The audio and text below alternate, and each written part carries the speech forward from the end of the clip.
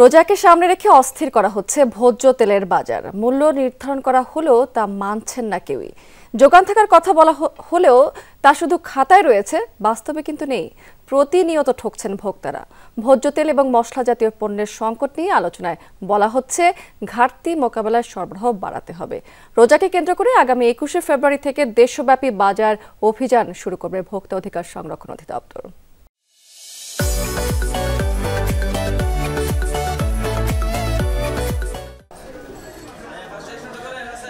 কয়েক মাস ধরেই অস্থির ভোজ্য তেলের বাজার। চাহিদার তুলনায় যোগান কম থাকায় বাড়ছে দাম, আর দামের আগুনে পিষ্ট হচ্ছে ভোক্তা।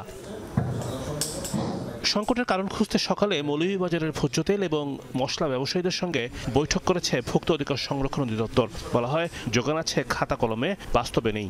যদি দাম ফিক্স করতে হয় তাহলে তিনটা স্টেজে দাম ফিক্সড করে, উৎপাদক পর্যায়ে একটা থাকবে, পাইকারি পর্যায়ে একটা থাকবে, খুচরা পর্যায়ে একটা থাকবে।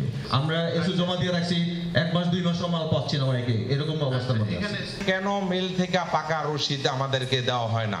ব্যবসায়ীরা বলেন, মিল পর্যায় থেকে পাকা রসিদ সরবরাহ করা হয় না।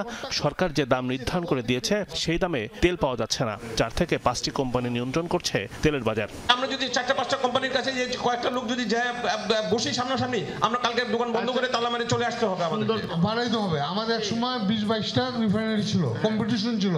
আপনারা কি এইটাও স্বীকার করতে পারবেন যে বাজারে কিন্তু মাঝে মাঝেই দেখা যায় যে গুদামগুলোতে বিভিন্ন প্রকার তেল জমা করে রাখছেন আপনারা?